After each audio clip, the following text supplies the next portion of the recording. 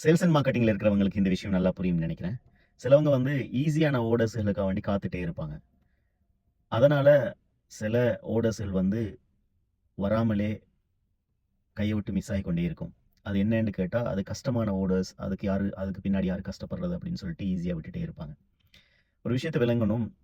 கஷ்டமான ஆர்டர்ஸ் தான் அது கஷ்டமான இந்த சில திரைகள ஓப்பன் பண்ணால் தான், சில கஷ்டமான முடிச்சுக்கள் அவித்தால் தான் அது ஈஸியான ஆர்டர்ஸ்களாக மாறும். எங்க பெரியர் இருக்கிறோ அதுகள தாண்டினால் அது ஈஸியான ஆர்டர்ஸாக நம்மோட கைக்கு வந்து கிடைக்கும். என்ன நடக்குது அப்படின்னு சொன்னா, ஆர்டர்ஸ்க்கு பெரிய காம்படிட்டர்ஸ் மார்க்கெட்ல பெரிய போட்டிகள் நிலவும்போது, அந்த போட்டித்தன்மை என்ன அப்படின்றத நாங்க விளங்கணும். எங்கட குவாலிட்டி இஷ்யூ இருக்குதா? பிரைஸ் இஷ்யூ இருக்குதா? சப்ளைல டிலே இருக்குதா? அல்லது வேற ஏதாவது காரணம் இருக்கிறதா? இதுகள கண்டுபிடிக்கும்போது, இந்த பிரச்சனை ஒண்டொண்டா நாங்க உடைச்சு தகரத்துக்கு முன்னுக்கு வரும்போது, அது என்ன ஆகும்னா, ஈஸியான வழிகள் நமக்கு கிடைக்கும்.